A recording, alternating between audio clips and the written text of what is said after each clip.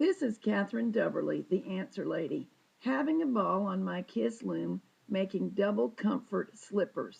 You can make some too. Let's get going. The big moment has arrived. I have knitted my final inch. There's my last increase. And now it is time to insert the... Actually, we're going to insert the exterior into the lining. Join them by binding off, and later we will turn it right side out. The important thing here is to find the yarn tail, make absolutely sure you have knitted a complete circuit, and when that is true, your initial yarn tail and your final yarn tail should line up and help you orient the two layers.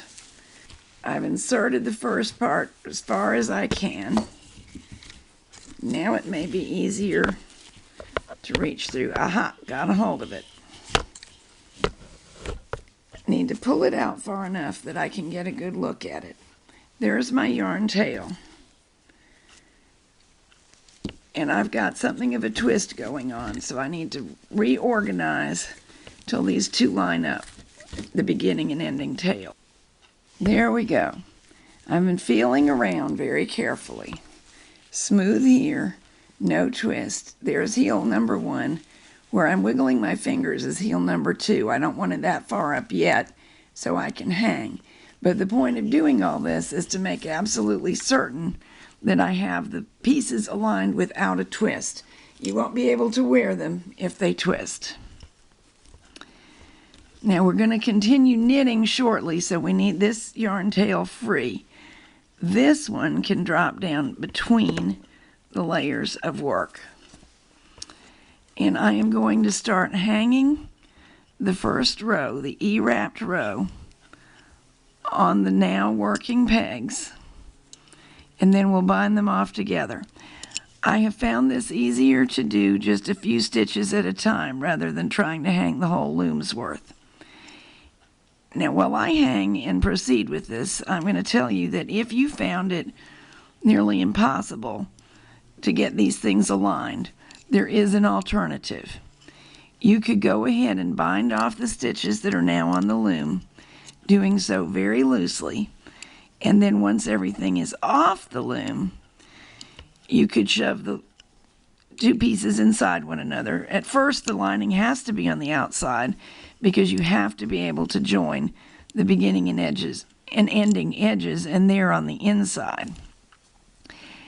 But you can bind off, insert the exterior into the interior, seam them together very loosely at the beginning and ending rows, and then turn them right side out.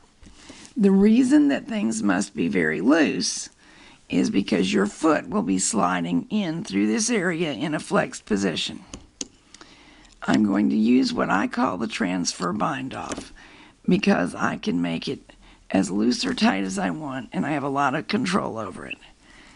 Here is how it works. You've seen it on another video, but we'll review. We move one stitch to the next peg. We wrap and knit that peg.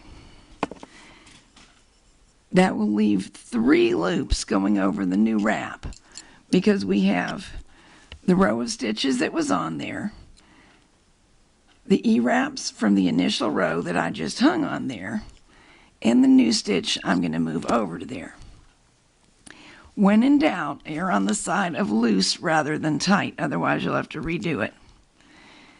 If you have difficulty keeping your bind off from tightening up, you may break the normal KISS rule that says never include a pin in a wrap. We could include that pin in this wrap just to help the stitch that I'm making not get too tight, and immediately we'll lift it off and move it over. I'll keep on binding off all the way around. When you run out of pegs that have the E-wraps hung on them, hangs a few more. You may be able to do as I have done and hang an entire side and then an entire end. That didn't work for me my first time through. Evidently, I've gotten more comfortable with the process, and that will happen. Your first one's always the toughest one, don't you think? Time to hang some more E-wraps. Let's have a close look. They make kind of loops that are not quite symmetrical at the edges of the work.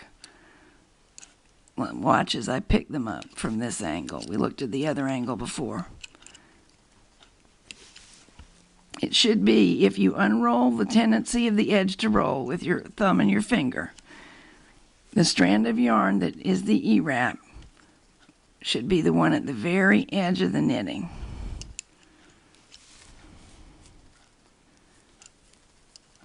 It's not a crisis if you hang the wrong one, but it will be neater and easier to keep it stretchy enough if you get the correct one, of course. Okay, ready to bind off the end. Lift this one, bring it over to the next peg, even though it's around the corner. Makes no difference.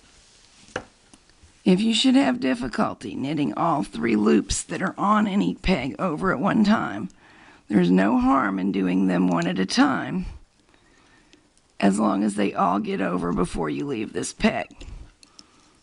They're all over. There's our new stitch. Move it over. Keep it loose all the way around the loom.